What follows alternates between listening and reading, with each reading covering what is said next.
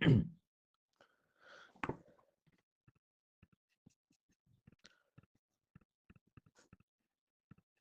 Everyone, good morning to all of you.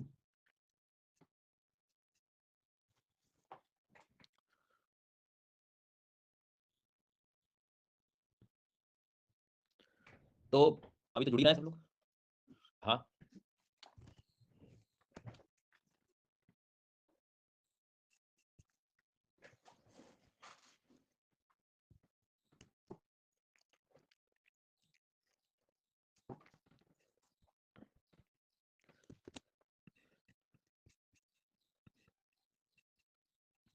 तो आज से हम लोग इस नए कोर्स की शुरुआत करेंगे, डिजास्टर मैनेजमेंट।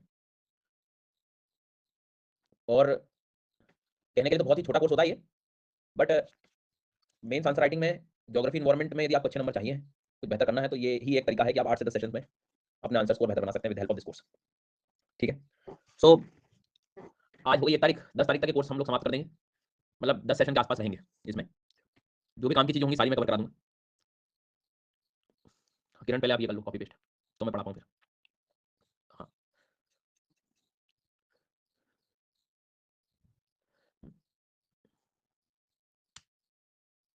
तो जो क्लास में मैं पढ़ा रहा हूँ उस पर आप फोकस करके काम कर लो, उसमें आपका काम हो जाएगा, है ना। क्या कह रहे हो? गेट वेट फॉर्म लीव करते हैं, सामान्य कैटेगरी पॉलिसी, क्या भी हमें हार्ट अटैक देने का नहीं सोच रहे हैं? हार्ट अटैक मुझे जाना होता तो मैं पहले ही नहीं चला जाता। छात्र हित पहला है मेरा, तो मैं कहीं नहीं जा रहा हूँ, समझ आई।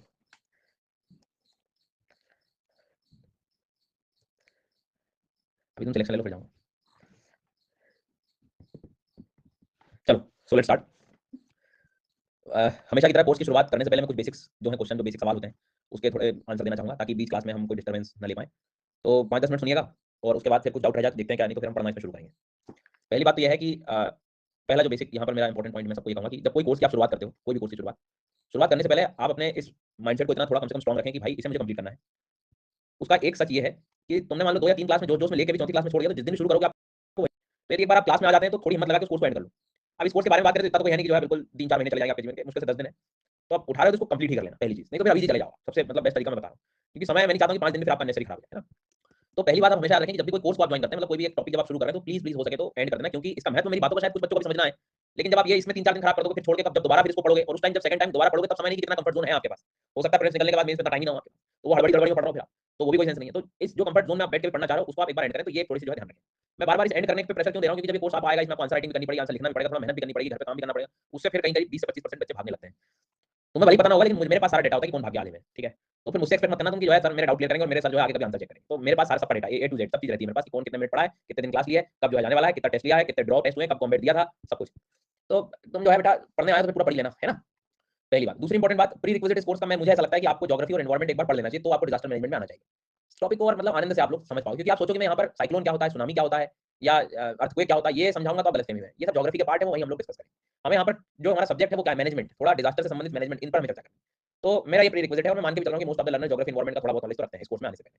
तीसरी इंपॉर्टेंट बात, इसमें नोट्स का क्या रहेगा, तो ज्यादातर मैं क्लास में जो बातें करूंगा आपसे, जो डिस्कशन का पार्ट होंगी, आपको लगता है कि कुछ कीवर्ड्स आपको नोट डाउन करने हैं, किस मकसद से कि क्लास में मन लगा रहे, इंटरेक्टिव बना रहा हूं मैं क्लास में, तो ठीक है। नहीं तो पीडीएफ जो रहेगा इसका, पीडीएफ मतलब इसमें जो स्लाइड्स के फॉर्म में जो रहेगा, इसके हैंडआउट्स नहीं मिलेंगे आपको, इसमें स्लाइड्स ही अवेलेबल है, क्योंकि वो टॉपिक वाइज मैंने वैसे बनाई हुई है, तो वो दोनों मीडियम में अवेलेबल है, एज इट इज हिंदी का भी और एज इट इज इंग्लिश का भी। तो इसमें आपको कोई ज्यादा दिक्कत नहीं होने वाली है, ठीक है। और 8-10 पीडीएफ है तो इतना बड़ा संसार भी नहीं है कि हमसे नहीं होगा, और इसका पीडीएफ मेरे हिसाब से निकालने की, प्रिंट आउट निकालने की जरूरत नहीं पड़ेगी, कीवर्ड्स आप उससे पढ़ के अपने नोट डाउन खुद नोट भी बना सकते हैं, ठीक है। चौथी इंपॉर्टेंट बात, आंसर राइटिंग का क्या रहेगा। आंसर राइटिंग में ये रहेगा कि एक आध क्लास में भी हम लोग पढ़ेंगे, मोस्ट प्रोबेबली कल से फिर ऐसा होने लगेगा कि 1 घंटा 40 मिनट, 1.5 घंटा, पौने 2 घंटे में पढ़ाऊंगा, और आखिरी के 15-20 मिनट कुछ आंसर्स कुछ बच्चों के मैं चेक करूंगा। कुछ में मेरे से मतलब ये है कि जो भी डाउट सेक्शन में हम लोग अपलोड करा देंगे, मैं कोशिश करूंगा कि हर बार नए आंसर हो कोई का, मतलब सेम व्यक्ति का मैं बार-बार मल्टीपल टाइम आंसर नहीं चेक करूं, ताकि सबका नंबर एटलीस्ट एक बार तो आ ही जाए।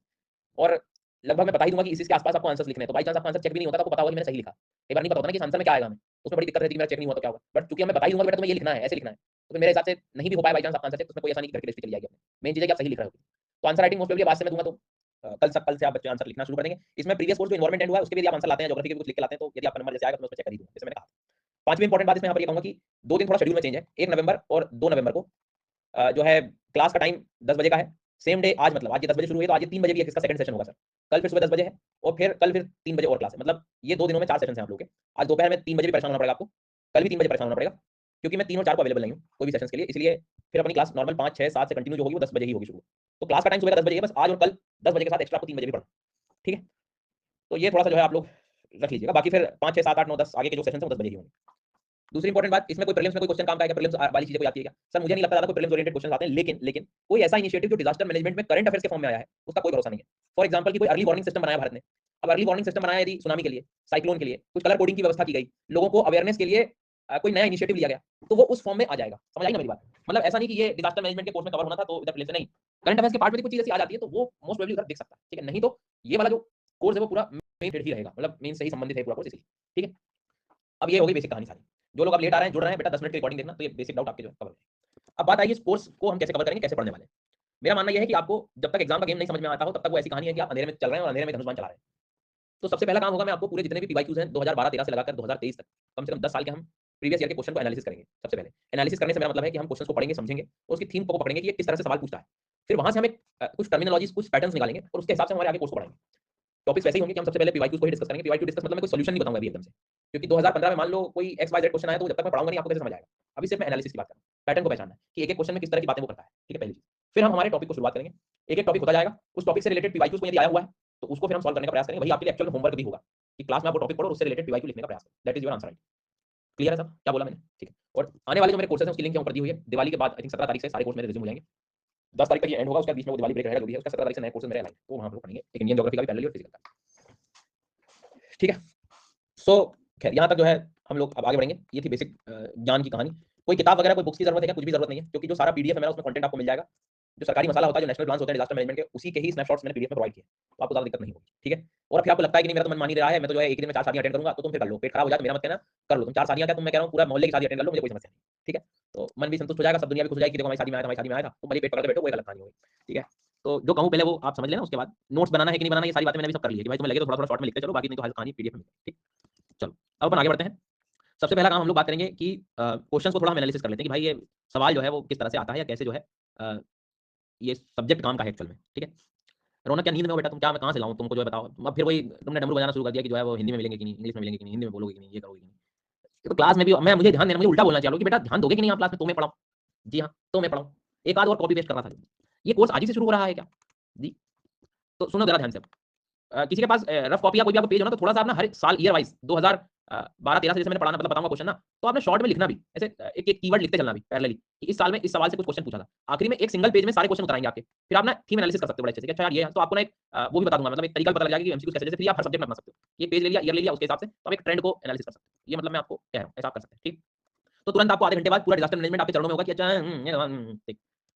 सो जैसे शुरू करेंगे यदि हम लोग, तो 2013 में एक सवाल पूछा था। अच्छा एक इंटरेस्टिंग बात और मैं आपसे कहूं कि 13 में भी सवाल आया, 14 में भी, 15, 16, 17, 18, 19, 20, 21, 22, 23, मतलब एक भी साल मिस नहीं हुआ है, क्वेश्चन आने ही आना है। तो 13 साल का रिकॉर्ड यदि कोई चीज कंटिन्यूएशन में है तो उम्मीदों के चलते हुए हम 14वें साल में भी आएंगे कि भैया क्वेश्चन तो आने ही आना है, ठीक है? अब जैसे देखो क्वेश्चन कह रहा है, और इनफैक्ट आज की क्लास नहीं पढ़े तो इनको थोड़ा ध्यान से समझना। आज हम टर्मिनोलॉजी सीखेंगे डिजास्टर मैनेजमेंट की, टर्मिनोलॉजी क्या होती है, हाउ इंपॉर्टेंट इज वल्नरेबिलिटी, लियो भाई साहब, and risk assessment for pre disaster management. मतलब अभी आपदा आई नहीं है, लेकिन एज अ कलेक्टर बेटा तुम जो है कलेक्टर हो, और एज अ कलेक्टर तुम अपने जिले में डिजास्टर के पहले से ही, मतलब जब आपदा आई नहीं है, जब बाढ़ आई नहीं है, जब सुनामी आई नहीं है, तो उसके पहले तुम क्या करोगे? वल्नरेबिलिटी और रिस्क असेसमेंट। अब पढ़े तो हम बोले सेंट देविया इंग्लिश मीडियम से पढ़े, हम तो vulnerability risk assessment in general बातें करेंगे कि जो है वहां की दिक्कतें समस्याओं को पहले हम देख लेंगे। लियो गया जीरो, घर जीरो नंबर देने आया क्यों? क्योंकि आपको पता ही नहीं है व्हाट इज वल्नरेबिलिटी। ये टर्मिनोलॉजी इतनी भयानक है डिजास्टर मैनेजमेंट की, वल्नरेबिलिटी, हजार्ड, देखो मैं लिख ही देता हूं ना तो क्या दिक्कत नहीं रहेगी, तुरंत आप आज की क्लास ही लिख देता हूं मैं। Vulnerability, hazard, risk, disaster, capacity, ये शब्द से ही पहले तो ये क्लास चली जाती है हमारी, इसी में ही समझना। बोले वो तो सर वो कैपेसिटी तो चलो ठीक है, अलग लग रही है क्षमता, पर ये हजार्ड क्या होता है? हजार्ड बोले खतरा होता है, अच्छा। वल्नरेबिलिटी संवेदनशीलता होती है, अच्छा। और रिस्क बोले जोखिम होता है, लियो। और बोले डिजास्टर तो बोले आपदा। पर मेरे को तो ये सब समानार्थी लग रहा है ना सर, अब तक तो हिंदी में तो सब समानार्थी में चल रहा था, विलोम शब्द और इसमें सिनोनिम नहीं चल रहे थे, वो खतरा, संवेदनशील, जोखिम, आपदा, लियो। अब यहाँ पे तो नई नई चीजें आ गई, और मैं सच बता रहा हूँ अभी तो नहीं लगेगा, अभी ऐसे मजाक लगेगा आपको, लेकिन आज क्लास एंड होते होते आपको लगेगा कि ये शब्दावलियों में कितना बड़ा डिफरेंस है। क्वेश्चन आ रहा है शब्दों में, आप समझ रहे हो? वल्नरेबिलिटी और रिस्क असेसमेंट की कीवर्ड्स यदि एग्जाम में आ रहे हैं तो इसका मतलब इसका एक्सप्लेनेशन बहुत होगा। भाई एग्जाम में क्लाइमेट चेंज आता है, इसमें क्लाइमेट चेंज छोटा शब्द तो है नहीं, कितना बड़ा एस्पेक्ट है। तो वल्नरेबिलिटी रिस्क असेसमेंट कोई लट्टू चीज नहीं है, मतलब आप सोचो कि हां ठीक है देख लेंगे वहां क्या खतरा है, बहुत ज्यादा, मतलब बहुत बहुत डेप्थ वाली चीजें हैं ये, क्योंकि हम पढ़ेंगे as an administrator what are the key areas that you would focus on the disaster management system, कि फिर आप कौन कौन से क्षेत्रों में काम करोगे, तो मतलब लिखना पड़ेगा, सॉल्व करेंगे आराम से पढ़ने के बाद। हिंदी मीडियम फोकस करें, पूर्व आपदा प्रबंधन के लिए भेद्यता। जीवन में कहीं भी डिजास्टर मैनेजमेंट के कोर्स में या कहीं भी किसी ने भेद्यता पढ़ लिया, मतलब समझ लेना गूगल से ट्रांसलेट करके लाया है। भेद्यता एक्चुअल शब्द नहीं है, इसका एक्चुअल शब्द जो रहेगा बेटा संवेदनशीलता रहेगा, जानबूझ के मैंने भेद्यता डाला है यहाँ पे, समझ में आ रही बात? तो आज से मैं कह रहा हूँ कि कल को एग्जाम में संवेदनशीलता आ जाए और आपने किताबों में भेद्यता पढ़ के बैठे हो यदि, तो समझ लेना वो बात एक ही हो रही है, तो वहां जाके और नया कुछ लिखा हुआ। तो संवेदनशीलता इज वल्नरेबिलिटी, सुन लिया सबने? देखो यार मतलब कितना ध्यान रखता हूं मैं तुम्हारा कि जो है कहां जाके तुम गड़बड़ा जाओगे वो भी पता है मेरे को। तो गूगल ट्रांसलेटर जहां दिख जाए भेद्यता शब्द, मतलब समझ लेना कि गड़बड़ है भैया ये तो बहुत ज्यादा। तो एक्चुअल इसका जो कीवर्ड है, जो सरकारी शब्द है वो संवेदनशीलता, समझ आ गया बेटा? संवेदनशीलता। बाकी जोखिम मूल्यांकन तो चलो ठीक है, मतलब चल जाएगा, ये कितना महत्वपूर्ण है एक प्रशासक के रूप में कौन से प्रमुख क्षेत्र हैं जिन पर आपदा प्रबंधन के ध्यान। अब मैं एज अ लर्नर इस क्वेश्चन को एनालिसिस करके अपने पेज में यहाँ लिखूंगा 2013, यहाँ लिखूंगा वल्नरेबिलिटी प्लस रिस्क असेसमेंट, ये हो गया क्वेश्चन, ये कीवर्ड बन गया। समझ आ गई क्या मेरी बात? अब मैं इंतजार करूंगा कि सर 2014 वाला क्वेश्चन मुझे फटाफट बता दें। बता रहा हूं बेटा। तो हमने देखा कि भाई कुछ तो बड़ा-बड़ा मतलब वल्नरेबिलिटी और रिस्क असेसमेंट में कुछ सवाल आया। Now coming to the question number 14। देखो फिर वल्नरेबल शब्द मिलेगा तुम्हें, देखो बताऊंगा मैं। Drought has been recognised, drought पे आ गया क्वेश्चन, 2014 का सवाल ड्रॉट। सूखा, ये जो सूखे की उसके स्थानिक विस्तार, कालिक अवधि और मंथर प्रारंभ और कमजोर वर्ग जो होते हैं बहुत ही ज्यादा, जो है स्लो ऑनसेट और lasting effect on various with focus on 2000। अब देखो ये क्वेश्चन मतलब इसने आपके पूरा पूरा जितनी भी जो कुंडली है ना सब निकलवा ली इस क्वेश्चन में। देखना तुम्हें आराम से शांति से पढ़ना। देखो पहले तो उसने बताया है कि मैं किसके बारे में बात कर रहा हूं, तो बोले ड्रॉट के बारे में बात कर रहा हूं। और ड्रॉट जो है कि ड्रॉट को जब डिजास्टर लिया जाता है, जब आपदा ली जाती है, तो फिर हर क्षेत्र में ली जाती है। कितना फैला हुआ है, कितने समय तक चल रहा है, और उसके बहुत सारे जो वल्नरेबल सेक्शंस होते हैं, जो गरीब लोग हैं, जिनके पास संसाधन नहीं है, उन क्षेत्रों तक इसका प्रभाव देखने को मिलता है। तो मतलब आपके आंसर में इस थीम पे आपको आंसर तो लिखना ही पड़ेगा, मतलब इन लोगों का ध्यान रखते हुए आपको आंसर लिखना है। उसने पहले मतलब पहले स्टेटमेंट में क्लियर कर दिया। अब वो कह रहा है फोकस करना है सितंबर 2010 की गाइडलाइन में। एक बहुत अच्छी चीज और बताता हूं मैं, आपदा प्रबंधन के लिए कई बार क्वेश्चन में वो आपकी राय मांगता है। व्हाट जो है what are your suggestions, suggestion ऐसा करके है ना, सजेस्ट सम मेथड्स, आपका ओपिनियन पूछेगा। बेटा सब झूठ है।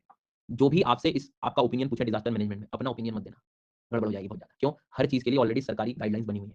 ऑलरेडी वही गाइडलाइन को कह रहा है इनडायरेक्टली कि जाके पढ़ो वो गाइडलाइन और फिर अपने सजेशन दो। मतलब जब भी वो कुछ भी बोले एज एन एडमिनिस्ट्रेटर, अरे जरूरत नहीं है क्या, भारत में एडमिनिस्ट्रेटर नहीं है जो आपसे पूछेंगे, पहले से चले आ रहे हैं, उनकी गाइडलाइन बनी हुई है ऑलरेडी। ऐसे थोड़ी होता है कि डिजास्टर मैनेजमेंट चल रहा है और पूरे पूरे लोग जो है, भाई मतलब आप समझो, लॉजिक लगाओ, आपसे पूछे करेगा क्या आंसर में? एज अ डीएम भैया सरपंच का भी 2005 का जो एक्ट है डिजास्टर मैनेजमेंट एक्ट जो है ना, उसमें सरपंच का भी रोल लिखा हुआ है कि बेटा तुम जो हो जब आपदा आएगी तो तुम्हारा सबसे बड़ा गांव में रोल है। तो सरपंच को भी नहीं पता है कि मेरे बारे में मेंशन किया गया है भाई साहब डिजास्टर मैनेजमेंट एक्ट में। अब वो आपसे एग्जाम में आपसे गाइडलाइन पूछ रहा है, वो इनडायरेक्टली बोल जरूर रहा है कि बेटा अपना ओपिनियन बताओ, लेकिन ध्यान रखना अपने ओपिनियन में कोई काम नहीं करेगा। ऑलरेडी पूरी केस स्टडीज को स्टडी करके ऑलरेडी हर चीज की गाइडलाइंस बनी हुई है। तो यहाँ तो इन्होंने डायरेक्ट क्वेश्चन बोल दिया कि 2010 में आई हुई गाइडलाइन के बारे में किसके द्वारा, डिजास्टर मैनेजमेंट अथॉरिटी बनाती है। आपको बताना है कि आप एल नीनो लानिना को किस तरह से मैनेज करोगे। अब आप अपना ज्ञान नहीं लिख सकते इसमें, आप खुद भी सोचो कि सर आप पढ़ाओगे नहीं। बेटा मैं क्यों पढ़ाऊंगा, मैं नहीं पढ़ाने वाला, कोई गाइडलाइन नहीं पढ़ाऊंगा, कुछ नहीं पढ़ाऊंगा मैं। जी हाँ, मैं क्लास बंद कर रहा हूँ, थैंक यू सो मच। हो गया कोर्स एंड।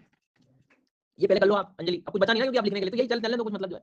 हाँ, तो यहाँ तक समझ आ गई बात। मतलब वो कल को आपसे पूछ रहा है ना कि सजेस्ट सम मेजर्स और ये वो, भैया तुमको जाना पड़ेगा सरकारी मसाले, ऐसे कुछ नहीं होता। मतलब कि आप खुद भी सोचो ना कि गाइडलाइंस बनी ही होंगी ना, नहीं तो पता लगे डिजास्टर रिस्पांस फोर्स गया एक डिजास्टर में, भूकंप में 2-3 चाय पीने चले गए भाई साहब, चाय पी रहे हैं उधर, कोई सजेस्ट बिना सजेशन के काम चल रहा है क्या? सोचो मतलब 4 लोग मेहनत कर रहे हैं, 4 लोग लोगों को बचा रहे हैं और 2 लोग थक गए तो चाय पीने चले गए खड़े उधर। देखा है कभी आपने ऐसा? नहीं ना। तो मतलब क्या ऑलरेडी सारी चीजों की गाइडलाइंस बनी हुई है। पहली बार अर्थक्वेक थोड़ी आएगा भारत में, पहली बार सुनामी थोड़ी आएगी।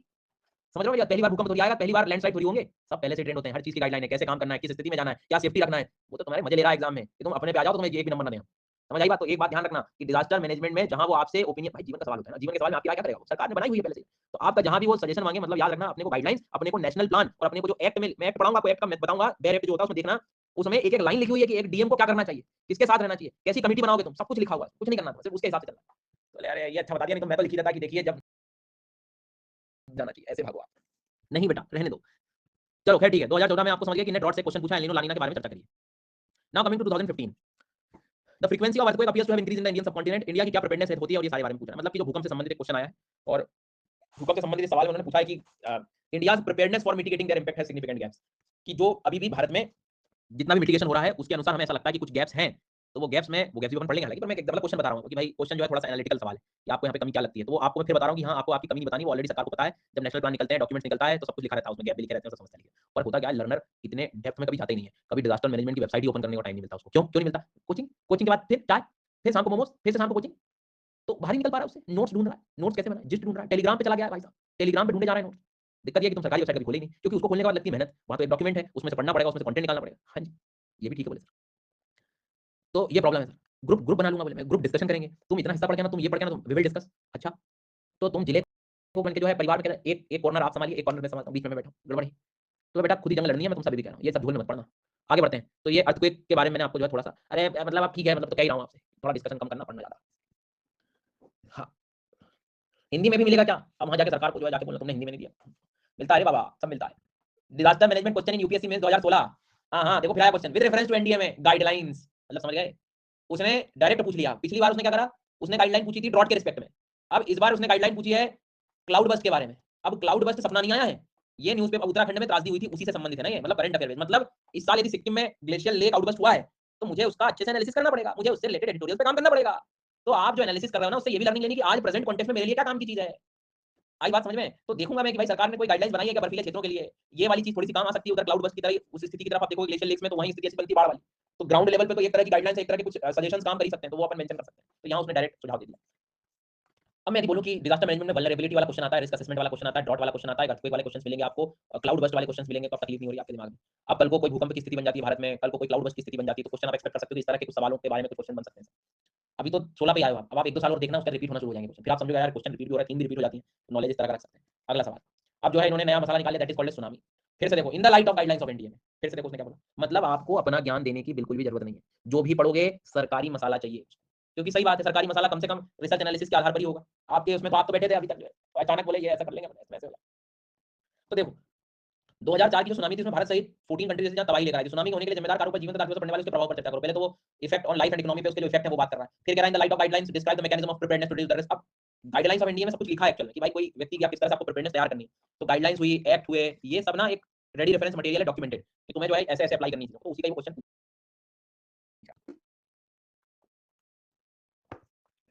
हमारी गवर्नमेंट कब खत्म हुआ था? 25-26 में शायद ना, 27 को। 3-4 दिन से ना शरीर मतलब भरोसा नहीं कर पा रहा कि तुम फ्री कैसे बैठे हो, कर क्या रहा हो, मतलब क्या है, जीवन कहाँ जा रहा है तुम्हारा? तो आज ना मतलब बिल्कुल थोड़ा ऐसा लगता है कि पढ़ा लो 15-20 घंटे, ऐसे हालत हो रही थी, मतलब अब आप कंटिन्यू पढ़ा रहे हो एकदम, या तो फिर कहीं कुछ करने को खाली बैठे ऐसे बैठे हमारे, फिर क्या मतलब क्या गड़बड़ है भाई बहुत। तो आपको ना आपके लर्निंग फेज में ना ये हर मोमेंट पे चीज आनी चाहिए। तुम बेटा खाली क्या बैठे हो, मोमोज क्यों खा रहे हो, तुम नहीं खाना चाहिए तुम मोमोज, तुम पढ़ो बेटा, पढ़ने के दिन हमारे। चलो 2017 याद रखना, भूलना नहीं, क्वेश्चन आ चुका है। इसके पहले वाला दिमाग लगाओ, सबसे पहले वाले किसके बारे में बात करी थी हमने, किसके बारे में, पहले सबसे पहले वल्नरेबिलिटी वाले वाली बात हुई थी, रिस्क असेसमेंट के बारे में बात हुई, फिर एक क्वेश्चन किसके बारे में पूछा, ड्रॉट के बारे में एलिनो लाइन के साथ में, और उसके बाद में फिर से क्वेश्चन पूछा, जल्दी फटाफट। अर्थक्वेक आया है, फिर आया है क्या, क्लाउड बर्स्ट, क्लाउड बर्स्ट के बाद में सुनामी, मतलब हर एक डिजास्टर को कवर कर रहे हैं ये लोग, आप कुछ छोड़ के नहीं जा सकते। लीजिए अब सब कुछ हो गया था, तो इस बार क्या करते हैं, ग्लोबल फ्रेमवर्क में चलते हैं कि दुनिया क्या कर रही है, भारत ही थोड़ी कुछ हमेशा करेगा, दुनिया भी कुछ कर रही है कि नहीं। जी हाँ, तो various measures taken in India for disaster risk before and after signing the Sendai framework. देखो ये क्या है, अभी भूल जाओ, सेंडाई वेंडाई भूल जाओ, मुझे एक चीज बताओ, क्लाइमेट चेंज में, क्लाइमेट चेंज जब हम देख रहे थे, तो क्या अकेला भारत ही क्लाइमेट चेंज करने में लगा हुआ है क्या, मतलब जो है मिटिगेशन सिर्फ भारत ही करेगा, पूरा ध्यान जो है भारत ही रख रहा है, और ये नेशनल पार्क वाले कॉन्सेप्ट सिर्फ भारत में ही है, वेटलैंड को कंजर्व करने वाले कॉन्सेप्ट सिर्फ भारत में, अरे नहीं भैया पूरे वर्ल्ड में है, तो डिजास्टर से भारत में ही आ रहे हैं क्या, नहीं तो ग्लोब जैसे यूएनएफसीसी क्या कहता है, कन्वेंशन बनाया ना हमने क्लाइमेट चेंज का, कि सारे दुनिया के लोग इकट्ठे होंगे, एक कन्वेंशन बनाया हमने, उसके बाद ये सारी चीजें हुई। मतलब मेरा ये कहने का है कि डिजास्टर को कम करने के लिए हमें बाहर की दुनिया से भी कोलैबोरेशन करना पड़ेगा, बाहर की दुनिया के हिसाब से भी थोड़ी बहुत चीजें करनी पड़ेंगी, हमें हो सकता है फंडिंग की जरूरत पड़ जाए, हमें हो सकता है कैपेसिटी हमारी क्षमताओं का विकास करने के लिए जरूरत पड़ जाए, हो सकता है हमें हमारे नॉलेज को बेहतर बनाने के लिए हमें चीजें मिल जाए, हो सकता है हमें अर्ली वार्निंग सिस्टम के लिए टेक्नोलॉजी डेवलपमेंट के लिए हमें दुनिया का सहारा लेना पड़े। मतलब ये हुआ कि ग्लोबल लेवल पर भी तो डिजास्टर मैनेजमेंट किया जा सकता है, तो बहुत सारे ऐसे प्रोटोकॉल्स वगैरह यूज होते हैं, फ्रेमवर्क बने हुए हैं, उससे संबंधित क्वेश्चन है। तो अभी आपने अभी नहीं पढ़ा, आपने समझेंगे पढ़ेंगे, बट अभी फिलहाल आप लोग क्या करें, 2018 में ग्लोबल ऐसा लिख लीजिए, ग्लोबल स्लैश या आप कह सकते हो कि सेंडाई फ्रेमवर्क, योगो फ्रेमवर्क, बस ऐसे याद करो, तो 2-3 कीवर्ड लिखो, तो आपको समझ में आएगा कि भाई दुनिया के स्तर पे भी उन्हें सवाल पूछना, मतलब सब एक-एक करके पूछ के अब आगे बढ़ेंगे हम लोग। लो अब हो गई पूरी कहानी, हमसे सब बहुत सारे ने भी पूछ लिया, सुनामी पूछ ली थी, सब पूछ लिया था, अब बचा नहीं कुछ, तो इनने जो है ले आओ ले आओ। अब इनने देखो फिर से कौन सा क्वेश्चन पूछा वापस, वल्नरेबिलिटी क्या होता है। अब आपको मेरी बात समझ आ रही होगी, ये शब्दावली सिर्फ इंग्लिश मीडियम वाला शब्द नहीं है, बहुत बड़ा बड़ा बड़ा बड़ा बड़ा सवाल। जी हाँ, so vulnerability is an essential element for defining disaster impacts and its threat to people. ये अपन देखेंगे, बहुत बहुत डेप्थ वाला सवाल है, समझेंगे आज, मजा आएगा उसमें। फिर वो कह रहा है how and in what ways can vulnerability to disaster characterise, discuss different type of vulnerability with reference to disaster. In fact आज का जो होमवर्क रहेगा आपका, यही वाला मेन क्वेश्चन रहेगा, इसी को हम लोग लिखेंगे पढ़ के। तो आपदा प्रभावों के लोगों के लिए उसके खतरे को परिभाषित करने के लिए भेद्यता मतलब क्या, संवेदनशीलता एक आवश्यक तत्व है। आपदाओं के प्रति भेद्यता मतलब संवेदनशीलता, किस प्रकार के तरीकों के साथ चित्रण किया जा सकता है, आपदाओं के संबंध में भेद्यता भिन्न प्रकार चर्चा करिए, सब कुछ ठीक है। एक क्वेश्चन ने फिर दे दिया सेम। डिजास्टर प्रिपेयरनेस पहली स्टेप होती है, हमें मालूम है, ठीक है। अब आप बताओ, ये देखो किस चीज के बारे में बात कर रहा हूं, लैंडस्लाइड। तो क्वेश्चन लैंडस्लाइड का नहीं है, ना ना ना गलती मत समझना, भूस्खलन के बारे में नहीं पूछ रहा है, मेन चीज है हजार्ड जोनेशन मैपिंग। मतलब फिर से शब्द क्या आ गया, हजार्ड, फिर से शब्द आ गया हजार्ड। मैंने आपको बोला था कि सबसे ज्यादा तो जरूरत है कीवर्ड्स, हजार्ड दिखाइए, हजार्ड। अभी तक क्या बोला इसने, रिस्क पूछ लिया, वल्नरेबिलिटी पूछ ली, हजार्ड पूछ, पता ही नहीं है क्यों भाई, वहां वल्नरेबिलिटी मैपिंग क्यों नहीं लिखी, वहां रिस्क मैपिंग क्यों नहीं लिखी, हजार्ड मैपिंग क्यों लिखी है वहां, मतलब कुछ तो गड़बड़ है साहब। वहां पर जो है खतरे के बारे में क्यों बात कर रहा है, कौन सी बात कर रहे थे 2019 में।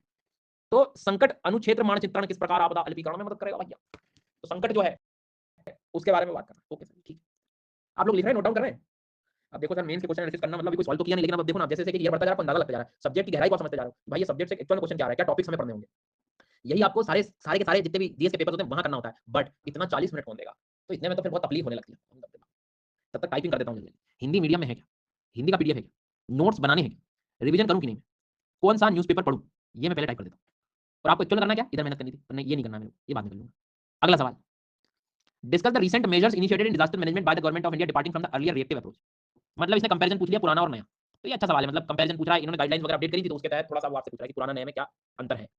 आगे बढ़ेंगे, कोविड आई गया और क्या, सही बात है। लो भैया अब देखो question, discuss about the vulnerability of India to earthquake. अब देखो या फिर मैं क्या कह रहा हूं, फिर से क्वेश्चन पढ़ो, भूकंप ज्यादा काम का नहीं है, यहाँ पे दो कीवर्ड फंसे हुए हैं उसके बीच में, नहीं तो हम क्या करेंगे, मैं भूकंप को समझा दूंगा, भूकंप होता क्या है, क्यों आता है, नहीं उसने क्वेश्चन दूसरा पूछा है भाई, तुम्हें नंबर क्यों देगा वो, तुम्हें नंबर नहीं देगा, तुमने 2-3 पेज लिख लिया लेकिन तुम उसके आसपास ही नहीं पहुंचे हैं। तो भूकंप संबंधित संकटों के लिए भारत की भेद्यता की विवेचना कीजिए। अब ये तो भैया भेद्यता मतलब ये तो हाँ, तो इस बात को जो है याद रखना कि भेद्यता मतलब ये संवेदनशीलता के बारे में बात कर रहा है, ठीक है। ये तो पेपर ही है सीधा, पेपर का ही आया हुआ स्क्रीनशॉट।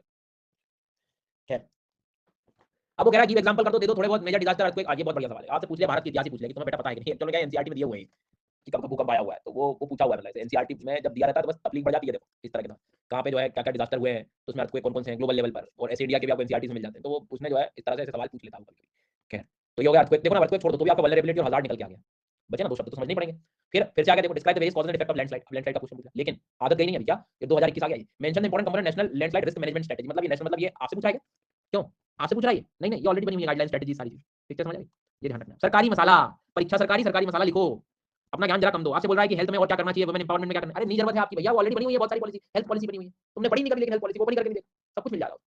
ये बात भी है सर, मैं क्या मतलब सर, सही कह रहा हूँ आप, भटक जाता हूँ सर मैं ना, मतलब फिर भी ठीक है। चलिए आगे बढ़ते हैं। चलिए देखो, आप क्लाउड बस्ट आ गया, उसने दोबारा पूछ लिया क्लाउड बस्ट, फिर हुआ वो तो होते रहता है। रिसेंट अभी 2022 में हुए थे उत्तराखंड हिमाचल वाले रीजन में, तुमने फिर दोबारा पूछ लिया। रिसेंट एग्जांपल में ये क्वेश्चन तो और कभी भी आ सकता है, 2 साल बाद भी आ सकता है, 3 साल बाद भी आ सकता है। सिक्किम का एग्जांपल लिख सकते हैं आप, पिक्चर चेंज कर दी उन्होंने। जी हाँ, क्या causes and effect of coastal erosion in India. Coastal erosion वाला भी तो जो है क्वेश्चन पूछ लिया। अब ये क्वेश्चन ऐसा है कि तुम कुछ भी नहीं, तुम लड़ लो, या तो ये तो एनवायरमेंट का सवाल है और तुम लड़ लो, या तो ज्योग्राफी का है और तुम अलग लड़ लो, ये तो डिजास्टर मैनेजमेंट का, तीनों करके मिक्स करके दे दिया। सिलेक्शन तो एक ही जगह हो रहा है कि एक ही बार में सब बन जाऊंगा, एसडीएम भी बन जाऊंगा और पटवारी बन जाऊंगा, बम पुलिस बन जाऊंगा। नहीं ना भाई, क्वेश्चन तो एक में लिखना है, नॉलेज तो सब चाहिए पूरा। जी हाँ, फिर तो याद रखना, भूलना नहीं है।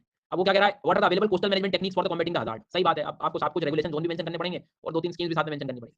जी हाँ, अरे हमारे यहाँ बम पुलिस मतलब वो कुछ नहीं कर रहा, पेट निकला हुआ है, बहुत मतलब बहुत ज्यादा पेट निकला, बहुत मतलब बहुत ही ज्यादा, उसको उसके पैर भी नहीं दिखाई दे रहे, मेरे पैर भी नहीं दिख रहे, कुछ नहीं कर रहा, सिर्फ बैठा है। ये शब्दावली को यूज किया जाता है स्पेशली फॉर जो काम नहीं कर रहा होता, चेयर पर बैठे हैं। ठीक है, शू के लेस नहीं देख पा रहा है कि जो है खुले हुए हैं कि बंद है। वाह, फैमिली पैक लेके चल रहा है मतलब। अभी इस साल के सवाल देख लो 2023 के, ये लो। रिसोर्स पोटेंशियल पूछा उसने, ये तो डायरेक्ट उसने क्या करा है कि इकोनॉमिक ज्योग्राफी के बारे में पूछा, लेकिन आगे देखो, highlight the status of natural hazard prevent this area, same question repeat. और फिर एक नई चीज इस बार उजागर हुई है, डैम फेलियर की। डैम फेलियर जो है कैटास्ट्रॉफिक होते हैं और जो है कोस्टल लॉस ऑफ लाइफ और ये जो है सब पूछ रहा है, वो आप देख लो। तो 2 एग्जांपल दे दीजिए लार्ज डैम फेलियर के, पुराने नए। तो अब आप टेक योर टाइम, अपने पेज में कुछ थोड़ा बहुत भी लिखा होगा, शांति से एनालिसिस करो और मुझे बताओ ये सब्जेक्ट आपसे क्या चाह रहा है। बांधों के संबंध में नहीं दिया ना, लिख लो बांधों के। सब्जेक्ट डीप नॉलेज नहीं चाह रहा है, शॉर्टकट और बोलो।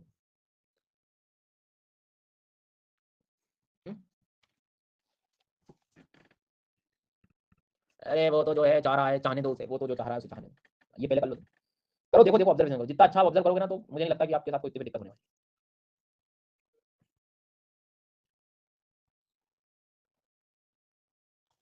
मुझे ऐसा लगता है मैं आपकी जगह होता, तो मैं पता क्या कहता कि सर सबसे पहले सब्जेक्ट को समझने के 4 सेक्शन हैं।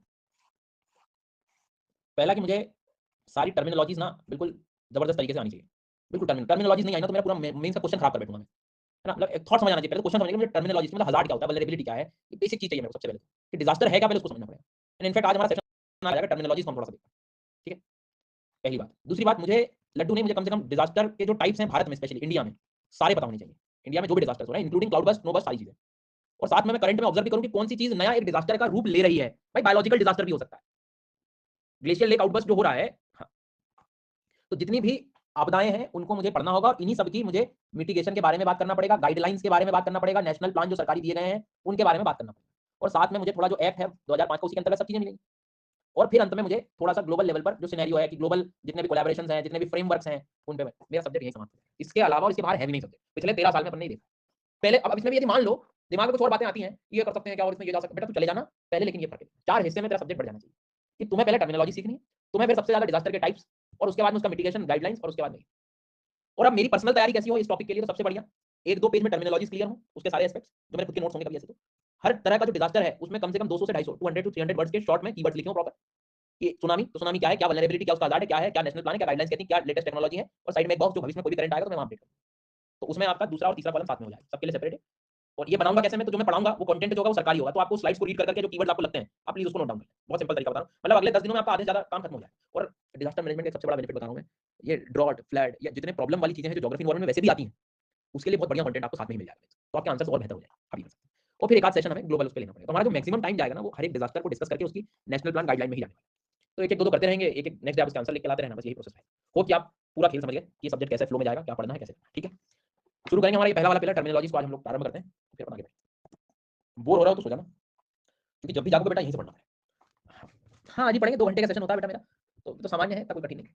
तो शुरू करेंगे। आप पानी वानी पीना तो पी लो तुम्हें, प्रारंभ करेंगे। मैं फिर एक बात और सबको कहना चाहूंगा कि मैं एक एक शब्द जो समझा रहा हूँ वो आपको स्लाइड में अवेलेबल हो जाएगा, उसके आसपास की चीजें आप थोड़ा समझने का बस प्रयास करो, बुद्धि लगाना बस, लिखने पे ज्यादा फोकस मत करना। क्यों, मैं नहीं करूंगा रिपीट किसी भी हाल में, मैं रिपीट नहीं करूंगा, सुनना ही पड़ेगा आपको, क्योंकि मैं जो बताऊंगा आगे वो हिंदी इंग्लिश दोनों में मिल जाएगा। ठीक है, समझ आ गई ना। सो प्लीज रिक्वेस्ट है सबसे, सुनना बस शांति से।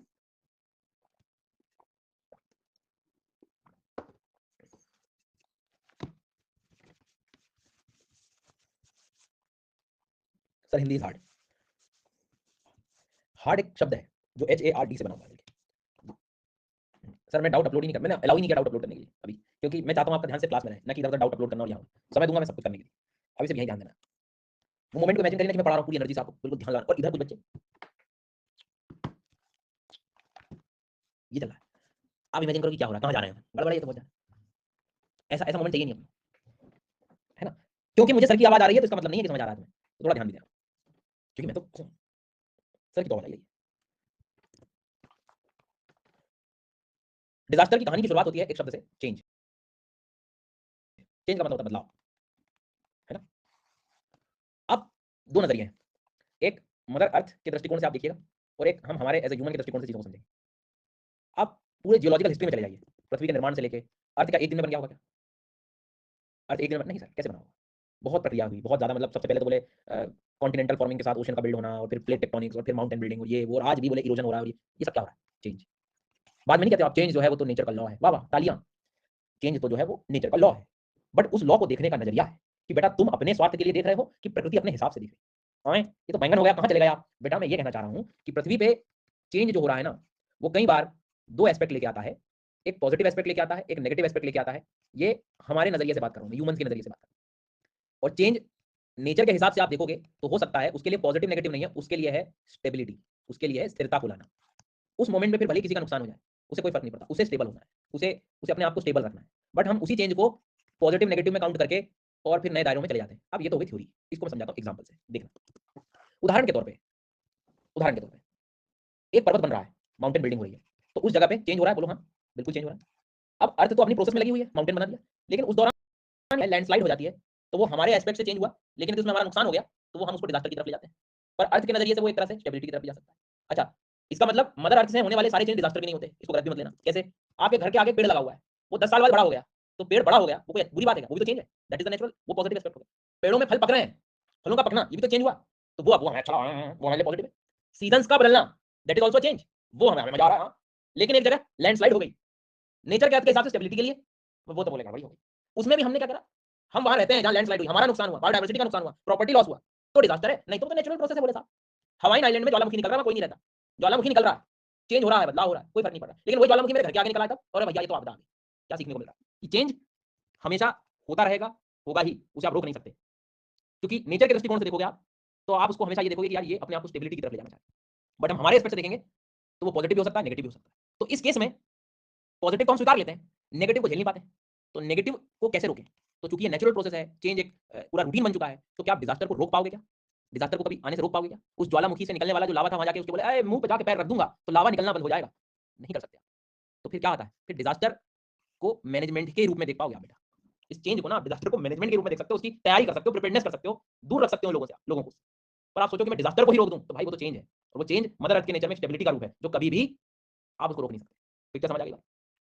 हाँ, इसमें एक एंगल यदि अब हम नेचर का हटा दें कि बोले बीमारियाँ फैल रही हैं और ये फैल रही हैं, या हमारी कुछ गलती से एरर हो गया, ट्रेन का एक बहुत बड़ा एक्सीडेंट हो गया, बहुत लोगों की जान चली गई, तो अब उसमें नेचर कुछ नहीं कर पाएगा साहब, कुछ तो ह्यूमन एरर भी होता ही है। तो मैंने फिर आपसे वही कहा कि उसमें भी प्रिपेयरनेस मिटिगेशन लगेगा ही, मतलब जो चीज़ हो सकती है वो सिर्फ मैनेजमेंट ही हो सकता है। सो मुझे ऐसा लगता है कि डिजास्टर मैनेजमेंट या डिजास्टर से पहले जो शब्द आता है वो आता है चेंज, कि things always change in nature, हमेशा चेंज होती है। वो चेंज या तो आप स्लोली देख सकते हो, जैसे आप देखा ना लैंड ऑफ अरावली कितना ऊंचा हुआ करता था, लेकिन अब एक तरफ हिमालय भी बन गया, उधर दूसरी तरफ अरावली भी रहता, तो इंबैलेंस हो जाती है। ठीक है, फिर कुछ गड़बड़ होता है, तो एक हटता गया और एक बढ़ता गया, तो अपने आप नेचर अपने आप को एडजस्ट कर रहा है। ठीक है, कहीं डस्ट स्टॉर्म्स आ जाते हैं, तो कहीं टॉर्नेडोज आ जाता है, तो कहीं तो सब चीज बैलेंस चलती जा रही है। तो कुछ चेंज गुड भी हो सकते हैं, कुछ चेंज बैड हो सकते हैं। बस प्रॉब्लम क्या है, ह्यूमन पर्सपेक्टिव से कोई चीज डिजास्टर तब बन जाती है जब वो चेंज अनडिजायरेबल हो, कि नहीं आना था, ये चीज नहीं होनी चाहिए थी। ठीक है, अनडिजायरेबल मतलब कि बदलाव हुआ, लैंडस्लाइड हुई, बाढ़ आई, लेकिन ये बदलाव नहीं होना था, नुकसान हो गया, तो वो आप धीरे से उसको जो है कहाँ ले जाते हो कि वो जो है भाई साहब नेगेटिव इंपैक्ट है, तो डिजास्टर की तरफ चला है। सो अब जब चेंज हो रही है चीजें, तो इसलिए हम आगे की टर्मिनोलॉजी जब पढ़ेंगे, उन टर्मिनोलॉजी में एक चीज कॉमन रिफ्लेक्ट होगी, वो क्या होगी कि हम डिजास्टर को रोकना नहीं चाह रहे हैं। मतलब हम जो आपदा घटित हो रही है उस नेचुरल प्रोसेस को नहीं रोकना चाह रहे हैं, उस चेंज को नहीं रोकना चाह रहे हैं, उस चेंज से होने वाले जो इंपैक्ट है हमें, जो डायरेक्टली आएंगे, वो भी अनडिजायरेबल वाले, उनको हमें कम करना है। ठीक है, उसका मैनेजमेंट। सो सब्जेक्ट में ये मैनेजमेंट क्यों जोड़ा है आपको समझ आया? नहीं तो कुछ डिजास्टर के साथ कुछ और जोड़ देते हैं, कुछ भी शब्द लगा देते हैं, but management it means that कि वो जो चेंज है उसको आप नहीं रोक पाओगे, उसका सिर्फ मैनेजमेंट ही कर सकते हो, उसका बचाव कर सकते हो, उसका प्रबंधन कर सकते हो, आप उसको रोक नहीं सकते। Now let's start with hazard term. अच्छा, मैंने जो बातें करी हैं समझाया, ये तक पीडीएफ में अवेलेबल है। ठीक है, तो ये तक पर इसकी जरूरत है नहीं एग्जाम में, बट सब्जेक्ट को समझने के लिए बेसिक हमें आइडिया होना चाहिए कि भाई ये सब मैनेजमेंट मैनेजमेंट की क्या ही जरूरत पड़ेगी। सबसे पहले बात करेंगे अब हम हजार्ड। हजार्ड को खतरा लिखा जाता है, कई बार संकट लिखा जाता है। ठीक है, प्लीज प्लीज, बहुत छोटी सी चीज है, लेकिन इसका डिफरेंस को इमेजिन करने में कई बच्चों को कठिनाई होती है, इसलिए मैं आपसे कह रहा हूं आप पेन कॉपी सब दूर रख दो, पहले समझो, मेरे उदाहरण से समझो, तब समझ आए। ठीक है, खतरा किसी चीज का खतरा, किसी चीज का संकट क्या होता है। अभी मैं हजार्ड पढ़ाऊंगा, फिर मैं आपको वल्नरेबिलिटी पढ़ाऊंगा, ठीक है, मतलब मैं आपको संवेदनशीलता पढ़ाऊंगा, फिर हम डिजास्टर पे जाएंगे, आपदा पे चले जाएंगे। तो प्लीज प्लीज हो सके डिजास्टर को फेंक दो, अलग करो। नहीं है शब्द, है ही नहीं, पढ़ा ही नहीं तुमने, जन्म अभी तुम्हारा हुआ है, हैप्पी बर्थडे है नहीं, डिजास्टर ही नहीं, तुमने जीवन के सिर्फ पहला शब्द आपका हजार्ड है नहीं, डिजास्टर कुछ होता ही नहीं, दूर कर दो। अभी सिर्फ जो है आपको याद रखना है हजार्ड। हजार्ड क्या है? हजार्ड में जैसे मान लो आप बचपन में छोटे बच्चे रहते हैं, अपन बच्चे बच्चियां रहते हैं, छोटे छोटे छोटे रहते हैं, जब 500 मीटर दूरी पे गड्ढा है बहुत बड़ा, ठीक है, तो वो गड्ढा ऐसा है कि जैसे आप जाओगे तो पुनर्जन्म हो जाएगा आपका, काफी बड़ा गहरा गड्ढा। तो आप जब जाने वाले होते हो, अभी पहुंचे नहीं हो बेटा, तुम जाने वाले होते हो तो पेरेंट्स आके रोक देते हैं कि वहां मत जाना, समझना, वहां मत जाना नहीं तो गिर जाओगे, डूब जाओगे। इट मीन दैट कि ये जो प्लेस है मेरे लिए, ये एक हजार्ड का काम कर रहा है, ये एक संकट है, कि जिसमें एक तरह से आप कह सकते हो कि एक ऐसी जगह, एक ऐसा स्थान, एक ऐसी कंडीशन जिसमें संकट या जिसमें हजार्ड या जिसमें समस्याएं बढ़ सकती हैं, आ सकती है। अभी तुम गए क्या बेटा यहाँ पे? नहीं गए, नहीं हो, जाओगे तो दिक्कत है, बट जाने से पहले आप उस चीज को इमेजिन कर पा रहे हो। इट मीन दैट कि एक ऐसा स्थान, एक ऐसी जगह जिसके पास पोटेंशियल हो, क्षमता हो, जिसके पास खतरा पैदा करने की। और आसान चलते हैं, और आसान एग्जांपल लेते हैं। जेसीबी की खुदाई हो रही है भाई, जी हाँ, दूर से खड़े होकर आप देख रहे हैं, दूर से क्यों खड़े हो रहे हैं? उसके साथ कदम मिला के क्यों नहीं चल रहे हैं? बताओ, दूर से क्यों कर रहे हैं? कदम क्यों नहीं मिला पा रहे हैं? संकट है, दैट इज द खतरा। जी हाँ, दूर है ये। अब पास में चले जाओगे तो आप क्या है, फिर आप खतरे से मतलब बहुत करीब आ गए हो। तो मतलब जो चीज आप सिर्फ देख पा रहे हो, मतलब जो चीज जिसमें पोटेंशियल है कि आगे वो एक बड़ी डिजास्टर का रूप ले सकती है, वो बेसिकली खतरा जो हम कह रहे हैं, इट मींस दैट कि एक ऐसी कंडीशन है, एक ऐसा इवेंट हो सकता है, एक ऐसा खतरा, एक ऐसा थ्रेट है जिसके पास पोटेंशियल है, जो इंजरी कॉज कर सकता है। जी हाँ, जो लाइफ को डैमेज कर सकता है। अभी दूर से खड़े हो। तो हज़ार्ड जब भी शब्द होता है ना, तो उसमें अभी डिजास्टर नहीं आया, मेरा मतलब ये है। इसको अपन थोड़ा प्रैक्टिकल एग्जांपल से समझते हैं। जैसे उदाहरण के तौर पे अभी तो मैं ऐसे आपको ऐसे अनगिनत उदाहरण दूंगा, फिर जो है आपको अच्छा हाँ ऐसा। उदाहरण के तौर पे प्यारे भारत में आते हैं। एक क्षेत्र में भारत का ये बना देता हूँ, ठीक है।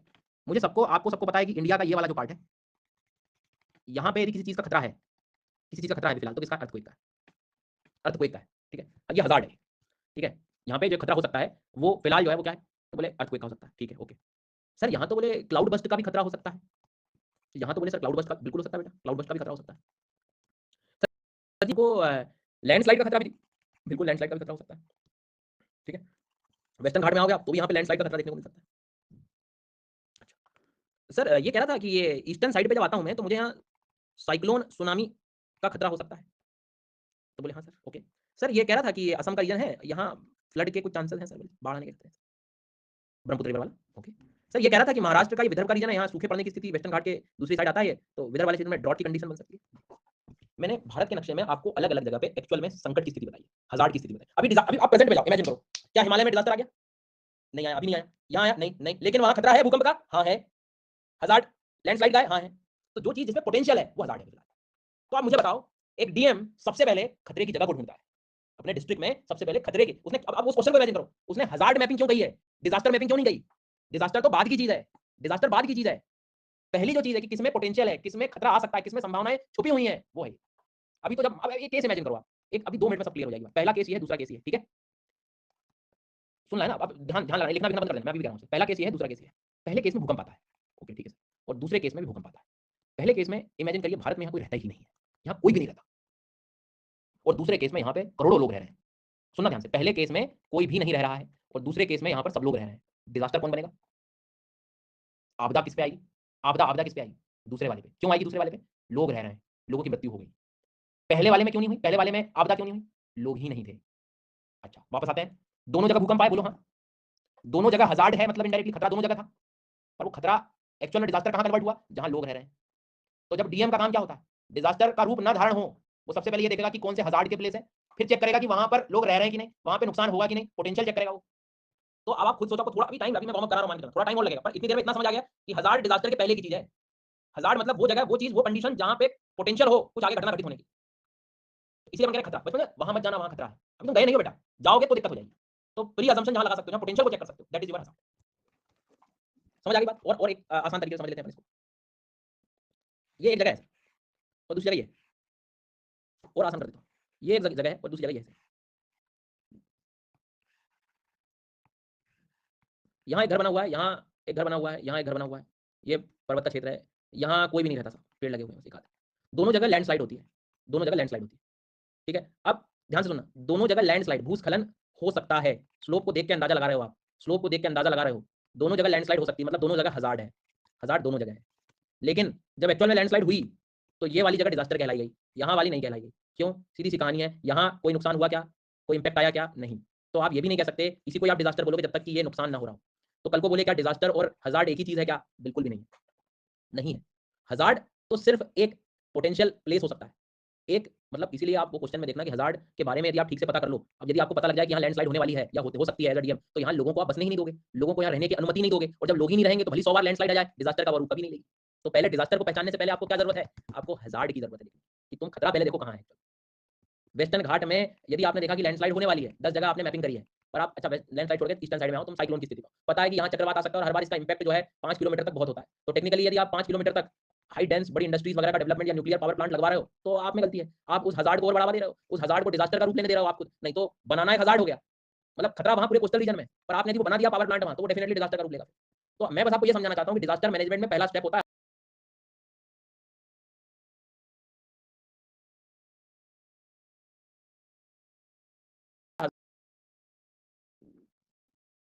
ये देखो, डिजास्टर प्रिपेयरनेस पहला स्टेप होता है, पहले प्रिपेयरनेस ही करोगे, और तैयारी में भी सबसे पहले अब आपको समझ में आ गया कि how hazard zonation mapping, DM पहले डिजास्टर को चेक करेगा कि हजार्ड जोनेशन जाए। आप शब्द ही नहीं पता होता, मैं तो पढ़ा हूं इंग्लिश मीडियम से, मैं तो पढ़ा हूं हिंदी, मुझे संकट आता है, मुझे संकट पता है क्या संकट, अरे भैया नहीं पता है संकट, संकट अलग चीज है एक, और अब आपको समझ में भी आ गया कि उसने स्टार्टिंग का सेंटेंस ये क्यों लिखा, और वो ये बताना चाहता है आपको कि प्रिपेयरनेस में भी सबसे पहला काम है हजार्ड जोनेशन, कि सबसे पहले संकट की जगह कहां है उसको देखो, ताकि तभी तुम लोगों को वहां जाने से रोक पाओगे।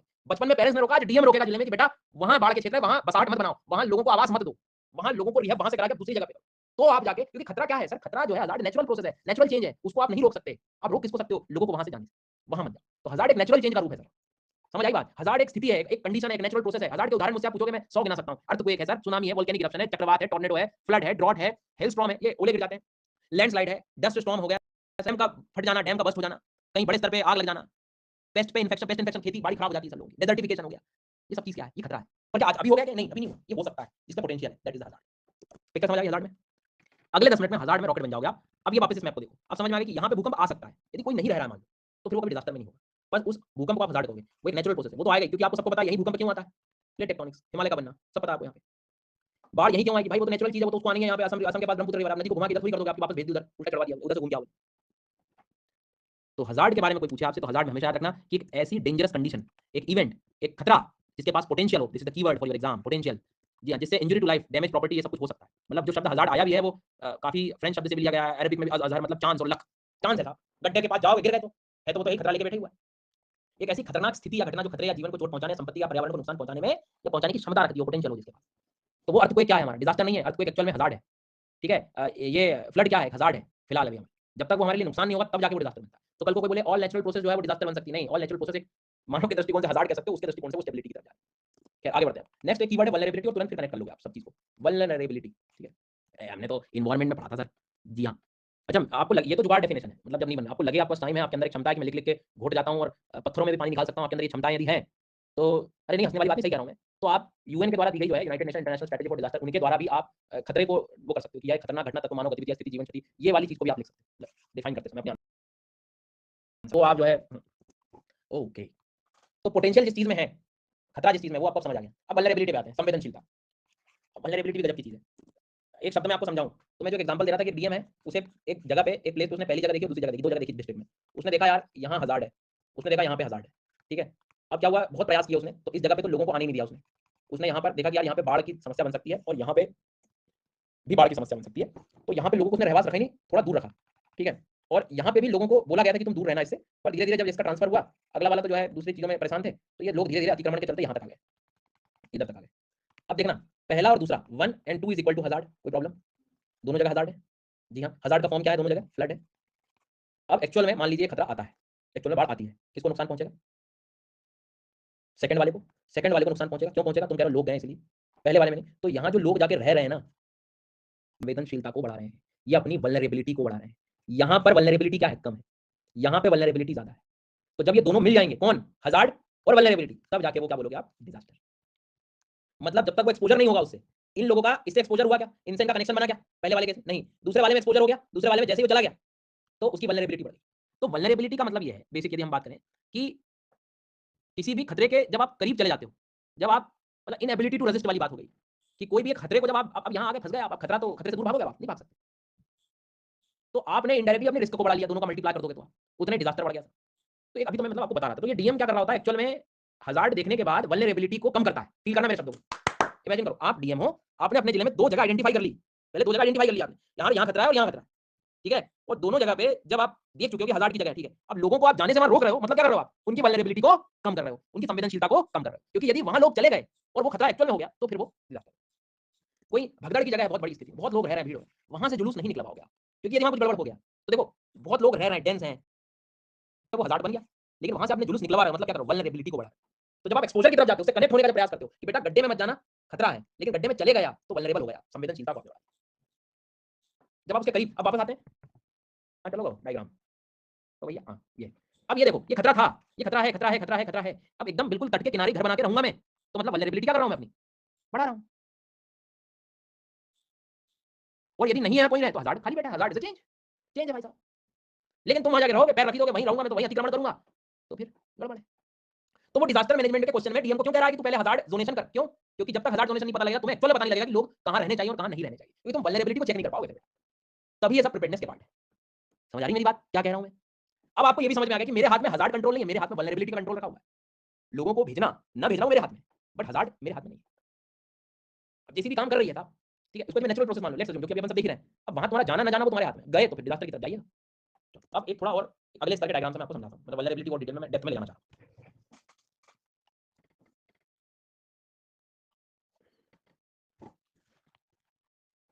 बेटा नींद आए तो सो जाना यार, है ना?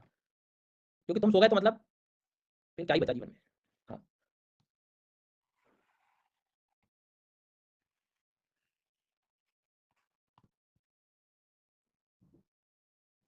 इसमें ज्योग्राफी वाले लोग ज़्यादा दिमाग लगा लेंगे, लेने दे लेता हूँ। हाँ, तुम सो गए तो बेटा तुम वल्नरेबल हो गए, सोइए मत। ये तुम्हें पता है कि सोने से तो यार डिजास्टर आ सकता है। क्लास में सोना है खतरा है, हज़ार्ड है, और तुम यदि सो गए तो तुम वल्नरेबल हो गए, और दोनों जब मिल गए तो डिजास्टर आपके चरणों में। और दोनों के रेट डिपेंड करते हैं, जितना मल्टीप्लाई करोगे उतना रिस्क ज़्यादा है। वाह वाह!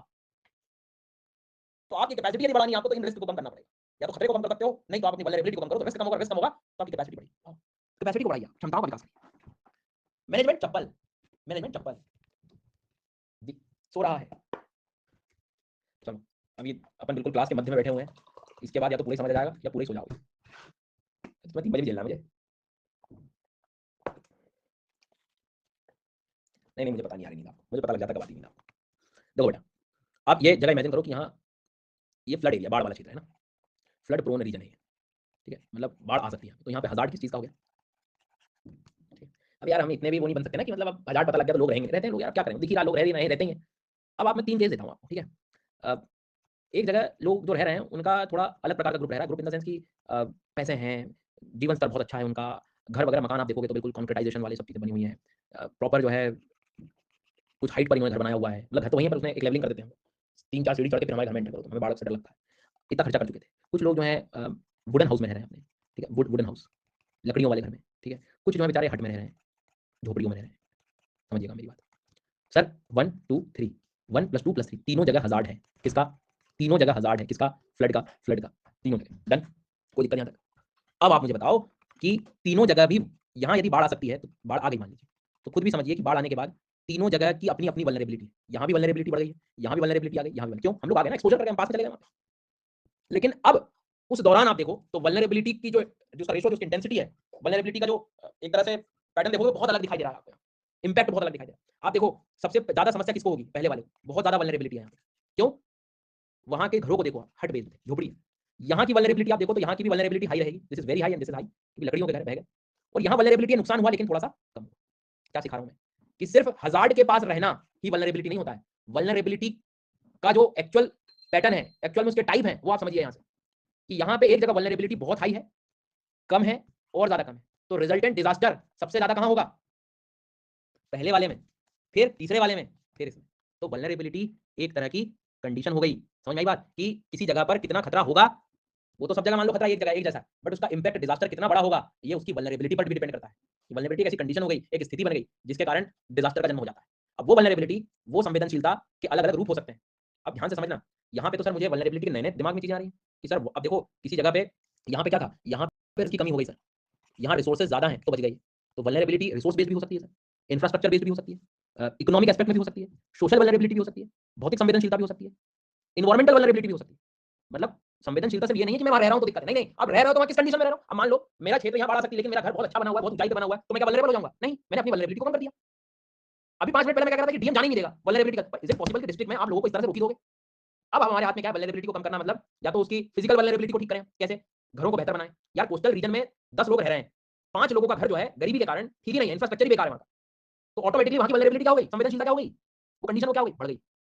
पर जो 5 थे, उनने अपनी स्थिति जो थी, पहले से पैसा वगैरह था, सब कुछ था, तो उन्होंने सब कुछ अच्छा करके रखा था, तो उनकी वल्नरेबिलिटी जो है कंपैरेटिवली कम। तो जो बुनियादी ढांचे हैं सर, जो आप कह सकते हो कि फिजिकल वल्नरेबिलिटी में ये लिया जाता है कि कोई इंफ्रास्ट्रक्चर कैसा है, वहाँ की पॉपुलेशन डेंसिटी क्या है, पॉपुलेशन डेंसिटी ज्यादा होगी तो प्रॉब्लम होगा, वहाँ के इंफ्रास्ट्रक्चर का जो मटेरियल किस तरह का यूज किया गया है, बिल्डिंग्स किस तरह से रेगुलेटेड है कि नहीं, वहाँ पे वुडन हाउस किस तरह के बने हुए हैं। अब भूकंप के क्षेत्र में कंक्रीट और वुडन में आप देखना कंक्रीटाइजेशन हाई वल्नरेबिलिटी को दर्शाता है। लकड़ी के घर में उतना ज्यादा नुकसान नहीं होगा जितना नुकसान कंक्रीटाइजेशन में होगा। बड़े बड़े स्ट्रक्चर खूब बना दिया आपने, ऊंची ऊंची बिल्डिंग बना दी, तो आपने एक्चुअल में और ज्यादा वल्नरेबल कर दिया। और वहीं यदि छोटे छोटे घर बने रहते लकड़ियों के, भले पैसा खर्च करके लकड़ी अच्छी लकड़ियों के साथ आपने मॉडर्न बना दिया घर, तो वो कंपैरेटिवली क्या हो जाएगा, कम वल्नरेबल होगा। सोशल वल्नरेबिलिटी मतलब क्या, कि तुम्हारे पास पैसा ही, मतलब एक तरह से हम कह सकते हैं कि तुम्हारे क्षेत्र में, या एक तरह से आप कह सकते हो कि सोशो इकोनॉमी की कंडीशन शुरुआत से ही समाज ही जो है और ये सारी चीजें बिल्कुल इतना कमजोर वर्ग था कि आप कभी बढ़ ही नहीं पाए आगे, आपको कभी अवेयरनेस ही नहीं हो पाई उस तरह की, तो वो उतनी ज्यादा जो है वल्नरेबिलिटी। इकोनॉमिक, हाँ, लो कैसे कंक्रीट तो नहीं टूटेगा ना, अरे यार तुम बुद्धि लगा लो उल्टी। बेटा ये भूकंप का क्षेत्र है, 100 मंजिला बिल्डिंग बनी हुई है और यहाँ 2 लकड़ी के घर बने हुए हैं, तुम बताओ यदि मान लो इसका कंस्ट्रक्शन ठीक नहीं हुआ, ये बिल्डिंग गिर गई, तो नुकसान किसका ज्यादा होगा, ढह गई पूरी बिल्डिंग। फिर इस लॉजिक में समझिए। इसलिए कई बार आप देखना पहाड़ी इलाकों में लकड़ियों के घर अक्सर ज्यादा बने रहते हैं, और अब ज्यादा समस्या क्यों, क्योंकि वो लकड़ियों के घर जो है, वो लकड़ियों के घर अब चेंज हो गए, किसमें जा रहे हैं, कंक्रीटाइजेशन में जा रहे हैं। क्यों? क्योंकि एक से भले 3 कमरे का किराया लेंगे भाई साहब, पैसा ज्यादा चाहिए, अब उसमें भी कई बार दिक्कतें शुरू हो जाती है, फिर जब वो गिरता है तो फिर सब कुछ लेके गिरता है। हाँ, नहीं तो हम पढ़ेंगे बहुत सारे ऐसे मॉडल हाउसेज हैं, लकड़ियों के इतने मजबूत घर हैं जो भूकंप में भी नहीं टूटे हैं। मतलब पूरा ट्रेडिशनल नॉलेज बहुत गजब का है इंडिया के पास हर चीज में। तो मैं यही कह रहा हूँ कि हम एक्चुअल तो वल्नरेबिलिटी ऐसा नहीं कि हम लोग वहां चले गए, आप बस इतना मत सोचो कि हज़ार्ड के पास चले गए तो दैट इज वल्नरेबिलिटी, नहीं नहीं, हज़ार्ड के पास कोई रह भी रहा है तो किस स्थिति में रह रहा है, क्या उसका इंफ्रास्ट्रक्चर है, क्या वहां की पॉपुलेशन की डेंसिटी है, क्या वहां की सोशल कंडीशंस है, क्या वहां की इकोनॉमिक एस्पेक्ट्स हैं। मतलब ये कि एक अमीर आदमी और एक गरीब आदमी भूकंप के आने के बाद कौन जल्दी वापस रेजुनेट हो जाएगा, रिहैब हो जाएगा, रिहेबिलिटेशन कितना जल्दी हो जाएगा, रिकवर कौन जल्दी कर जाएगा, अमीर आदमी।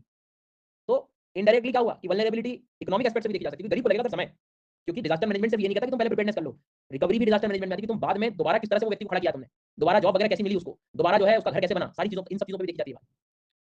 एनवायरमेंटल वल्नरेबिलिटी का मतलब ये कि आप डेजर्टिफिकेशन को बढ़ावा मिल रहा है, बायोडायवर्सिटी को बढ़ावा मिल रहा है, पोल्यूशन, क्लाइमेट चेंज, सी लेवल राइज, ये सब क्या है, ये वल्नरेबिलिटी को बढ़ाना। तो मेरा मतलब ये है कि डिजास्टर तभी आता है जब वो हजार्ड के साथ वल्नरेबिलिटी को आप मिक्स करें। तो हजार्ड क्या हो गया,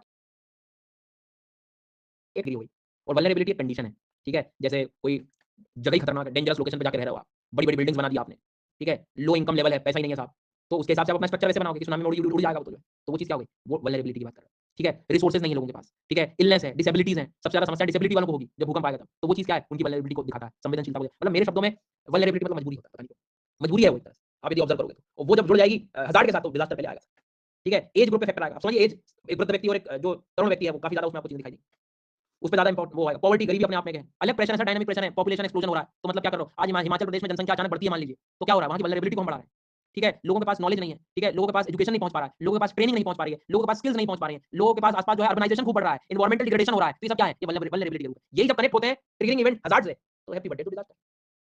तो आई थिंक आपको ये डायग्राम से बेहतर अब कुछ समझ नहीं आएगा डिजास्टर क्या होता है। तो डिजास्टर दो लोगों का कॉम्बिनेशन है, हालांकि इसमें एक्सपोजर भी काम आएगा, मतलब जब तक हम जुड़ेंगे नहीं उसके साथ, हज़ार्ड के साथ डिजास्टर दिखेगा।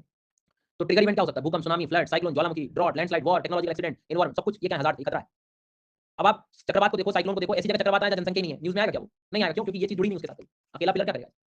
लेकिन साथ में यदि चक्रवात आ जाता है और साथ में गरीबी जुड़ जाए उससे, एज वगैरह जो वृद्ध लोग एकदम उसका सामना करना पड़ जाए, उस समय कोई ट्रेनिंग वगैरह नहीं थी, क्या करें, कैसे करें, ठीक है, पॉपुलेशन यदि वहाँ जुड़ जाए, अर्बनाइजेशन जुड़ जाए, अनकंट्रोल डेवलपमेंट जुड़ जाए, तो डिजास्टर का रूप ले लेगा सब। तो मुझे ये बताओ कि तुम्हें वल्नरेबिलिटी और हज़ार्ड के बीच का डिफरेंस समझ आएगा। तो वल्नरेबिलिटी एक कंडीशन है और हज़ार्ड एक थ्रेट, एक खतरा, एक इवेंट है, दोनों में बहुत अंतर है। और वल्नरेबिलिटी के प्रकार भी मैंने आपको समझाया कि वो जो एग्जांपल दिया था मैंने, इसमें देखो ना 3 प्रकार की आपको मतलब वल्नरेबिलिटी में पैटर्न दिखाई दे रहा है कि भाई ये गरीब था, इकोनॉमिक एस्पेक्ट बहुत गड़बड़ है सर, इधर फिजिकल वल्नरेबिलिटी बहुत स्ट्रांग है, यहाँ की फिजिकल वल्नरेबिलिटी कमजोर है सर। फिर सुनो, ये तो हो गई कहानी। अब मान लो कोई स्लोप एरिया है, तो अमीर आदमी के पास पैसा है, वो खरीद के अच्छी जगह ऊपर रहेगा, गरीब बेचारे को यहाँ जगह मिलेगी, तो सबसे ज्यादा इंपैक्ट कहाँ होगा, यहाँ होगा, ये भी वल्नरेबिलिटी होगी। समझ आई? तो कल को वो आपसे कहे कि संवेदनशीलता क्या है, तो इनएबिलिटी टू रेजिस्ट वाली कहानी। मतलब एक एग्जांपल से समझो कि people who live on plains are more vulnerable to floods than people who live in higher. मतलब समझ रहे हो कि एक व्यक्ति मैदानी क्षेत्र में रह रहा है और एक थोड़ा सा ऊंचाई के क्षेत्र में रह रहा है, तो कौन ज्यादा वल्नरेबल है, मैदान वाला व्यक्ति ज्यादा वल्नरेबल है। संवेदनशीलता कि आप जब हज़ार्ड से भाग नहीं सकते, जब आप कनेक्ट होने वाला है, तो इनएबिलिटी टू रेजिस्ट कि संवेदनशीलता किसी खतरे का विरोध करने या आपदा आने पर उसका मुकाबला करने में असमर्थता है, मजबूरी है, इनएबिलिटी टू रेजिस्ट। तो वल्नरेबिलिटी का मतलब असमर्थता को दर्शाता है, क्योंकि भूकंप तो हर जगह आ रहा था, आ सकता है, टर्की में भूकंप आया था, याद करो कितना भयानक भूकंप था, पर कुछ ही जगह पे ज्यादा समस्या क्यों आई, बाकी जगह पॉपुलेशन डेंसिटी कम थी, लोग रह ही नहीं रहे थे, लेकिन जहाँ लोग रह रहे थे ज़्यादा, जहाँ जनसंख्या थी, वहाँ की वल्नरेबिलिटी बड़ी हुई थी। मतलब आज किसी खेत में बड़ा भूकंप आ गया, वहाँ कोई नहीं रह रहा बड़े स्तर पे, तो हज़ार्ड तो था, पता था, नहीं रह रहे लोग, नहीं आया डिजास्टर। फिजिकल वल्नरेबिलिटी क्या होता है? पॉपुलेशन की डेंसिटी, लोकेशन किस प्रकार का, वहाँ पे मटेरियल हाउसिंग में कौन सा यूज़ हुआ है, डिजाइन ठीक से नहीं है, बिल्डिंग कंस्ट्रक्शन ठीक से नहीं है, लैंड यूज़ सही नहीं कर रहे हैं आप, लैंड यूज़ में सॉइल इरोजन खूब हो रहा है, पेड़ काट दिया आपने, इरोजन को और बढ़ावा दे दिया, लैंडस्लाइड को और बढ़ावा दे दिया, ये सब क्या इस तरह की वल्नरेबिलिटी में आता है, भौतिक संवेदनशीलता। ठीक है, सोशल वल्नरेबिलिटी, जो वहाँ पे एक तरह से आप ये कह सकते हो कि सामाजिक आर्थिक जनसंख्या कारकों के कारण होता है, कहीं ज़्यादा जनसंख्या है, फिर उसमें जो गरीब लोग हैं, उन पे उसका ज़्यादा प्रभाव देखने को मिलता है। फिर मैं वही आपसे कह रहा हूँ कि हज़ार्ड के बारे में बात कर रहा था, यहाँ हज़ार्ड कौन सा है? फ्लड है। तो मैंने प्लेन और माउंटेन का एग्जांपल, यदि मैं हज़ार्ड या लैंडस्लाइड का लूँगा, तो फिर कौन आ जाएगा? स्लोप वाले ज़्यादा आ जाएंगे। तो इसलिए जब आप जिस जिले में काम करोगे, वहाँ पहले क्या चेक करना पड़ेगा तुम्हें? लोग रह रहे हैं ये नहीं, वल्नरेबिलिटी पहले चेक नहीं होगी। पहले चेक होगी हज़ार्ड, फिर उसके बाद में हज़ार्ड के टाइप के बाद में फिर वल्नरेबिलिटी। समझ आई बात? तो आप डिजास्टर के पैटर्न को कम करोगे।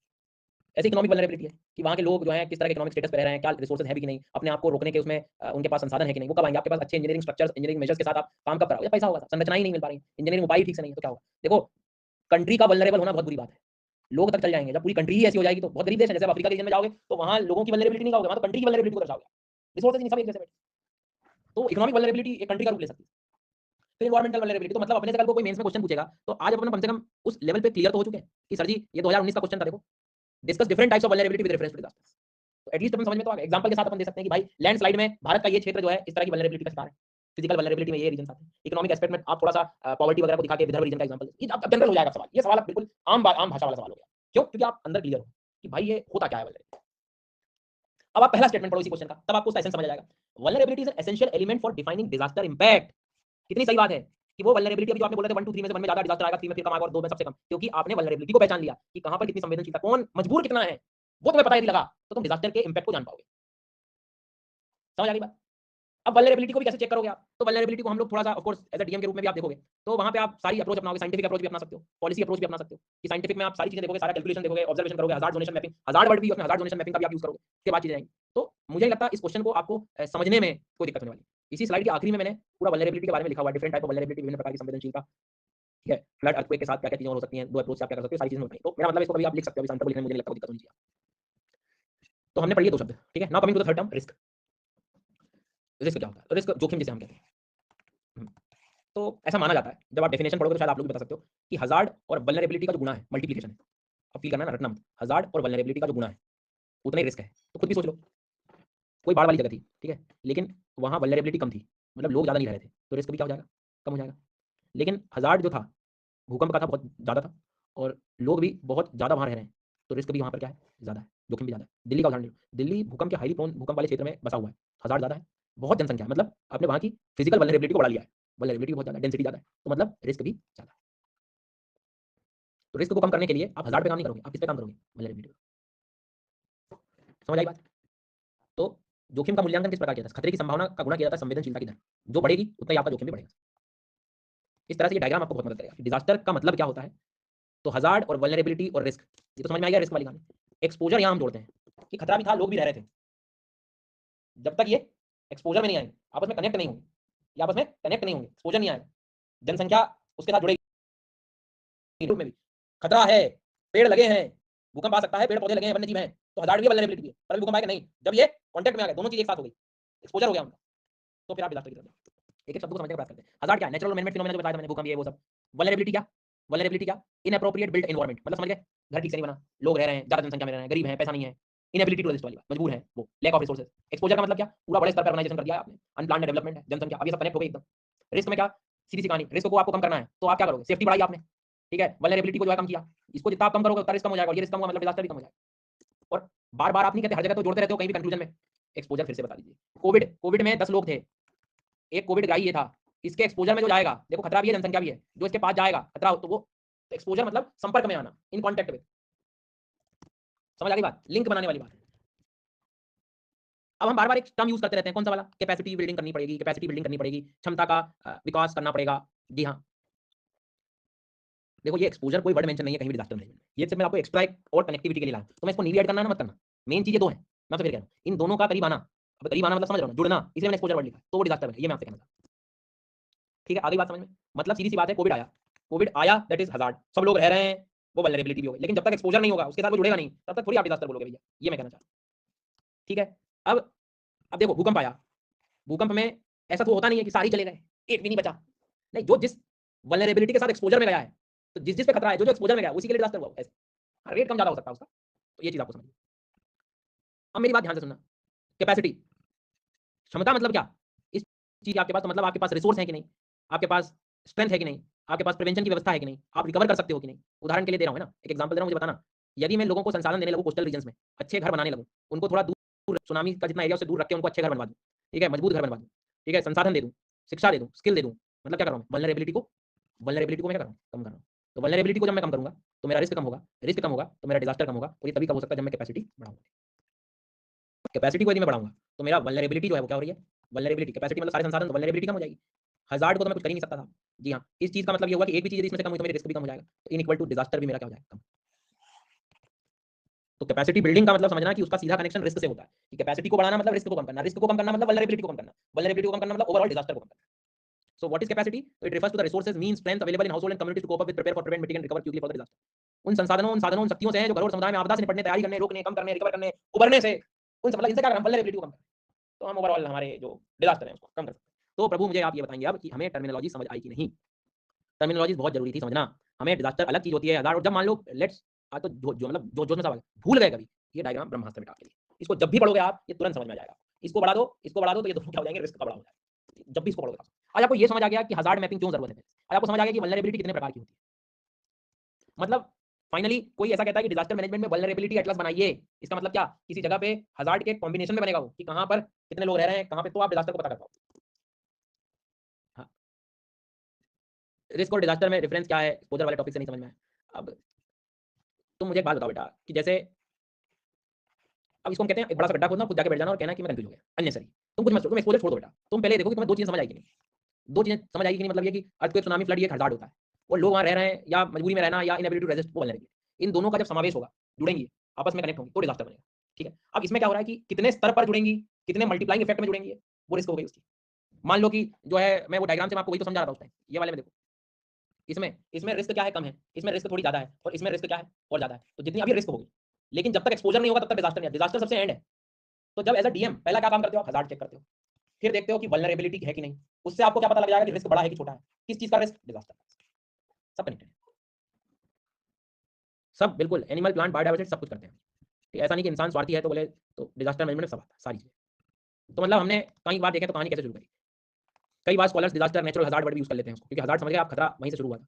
बट ये बहुत अलग फिनोमेना है, क्योंकि दोनों में अंतर है सर। दोनों में अंतर क्यों? क्योंकि हर नेचुरल हज़ार्ड आज हमने देखा ना, हर सुनामी, हर ज्वालामुखी आज क्या डिजास्टर बन सकता है? नहीं सर, जब तक कि वो वल्नरेबिलिटी ना आए उसमें जुड़े, जब तक कि रिस्क बड़ा ना हो। तो याद रखना कि नेचुरल हज़ार्ड और डिजास्टर दोनों में समय के आधार पर दोनों को थोड़ा सा अलग रूप में देखा गया, चेंज हुआ। मतलब डिस्ट्रक्शन और डैमेज लेवल जब हाई होगा तो ही डिजास्टर बोलोगे उस इवेंट को, मतलब वल्नरेबिलिटी जब ज्यादा हो जाए, उसमें फिर सारी चीजें हम लोग ले रहे होते हैं, मतलब उसमें destruction, death, loss of property, society, nature वगैरह सब आएगा।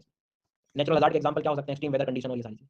पहले इसको हम सिर्फ हज़ार्ड के साथ कनेक्ट करते थे, अब थोड़ा सा जो है इसका हमने वल्नरेबिलिटी के साथ जोड़ के इसका एस्पेक्ट और ब्रॉड कर दिया। मतलब ये देखो, वल्नरेबिलिटी को हम बढ़ा रहे हैं। अब ऑफकोर्स जनसंख्या बढ़ रही है, डिजास्टर प्रोन एरियाज में रहेंगे हम, तो टूरिज्म को और हम बढ़ावा देंगे और इलीगल कंस्ट्रक्शन करेंगे, तो और हमने वल्नरेबिलिटी, जैसे फ्लड प्लेन में कॉलोनाइजेशन करा देना। आज आप जमीन लेने गए, कॉलोनी में चले गए, आपने प्लॉट खरीद लिया, घर बना लिया, आपने ओवरऑल ही नहीं देखा कि यार यहाँ पे बाढ़ आ सकती है, अगली बारिश में आधा घर डूबा हुआ है। बेटे, तो जो आपने हिंदी में दी हुई है, तो सब कोई नहीं। खैर, तो हो कि आपको टेक्नोलॉजी समझ में आएगी। 3 बजे आज और अभी अपन मिलेंगे, ठीक है, बट यहाँ तक आपको समझ में आ गया। आज के लिए जो आपका होमवर्क रहेगा, मतलब कल मैं चेक करूंगा जो आंसर्स आपके, कल मोस्ट प्रोबेबली दोपहर वाली क्लास है, जब भी होगा जब भी चेक करूंगा, ये आखिरी वाला क्वेश्चन वल्नरेबिलिटी, ठीक है। पीडीएफ आपको इसी वीडियो के साथ रिकॉर्डेड उसमें मिल जाएगी, वहाँ से डाउनलोड कर लेना, मैं अलग से अपलोड कर दूंगा शाम तक। तो ये वाला आपने होप की चीज़ें आपको समझ आ गई होंगी। नहीं आ गई हो तो सो जाना। 3 बजे हम लोग मिल रहे हैं, और 3 बजे की क्लास में आओ तो जरा कम सो के आना, है ना, कम खा के आना या सो के आना थोड़ी, ये तो पता लगे। एक बार और बता दो, थोड़ी देर और बता दो, ठीक है, क्योंकि आप चलती क्लास में सो गए मतलब आप अपनी वल्नरेबिलिटी को बढ़ा रहे हैं। सोना जो है वो खतरा है, हज़ार्ड। और यदि दोनों मिल गए, सो भी गया, क्लास में भी आया मैं और सो भी गया, तो वो आपदा बन जाएगी। और जितनी ज्यादा देर तक सोगे उतना रिस्क, खतरा तो पहले में भी है, दूसरे में भी। जितनी ज्यादा तो रिस्क हाई है, और जितनी ज्यादा रिस्क होगी उतना डिजास्टर बड़ा होगा। कम खाना खाओ, थोड़ा कम खाओ, थोड़ी देर सो लो, भले आप तो अपने संसाधनों को बेहतर करो। ऐसे कैपेसिटी को बढ़ाओगे तो रिस्क कम हो जाएगा, तो डिजास्टर कम हो जाएगा। सही बात। दोपहर में यदि समय मिला तो मैं इन्वायरमेंट वाले क्वेश्चन चेक कर लूंगा, है ना। तो ऐसे लर्नर्स जिन्होंने लिखा हो, दोपहर में तो देखते हैं क्या करना है, ठीक है। Okay sir.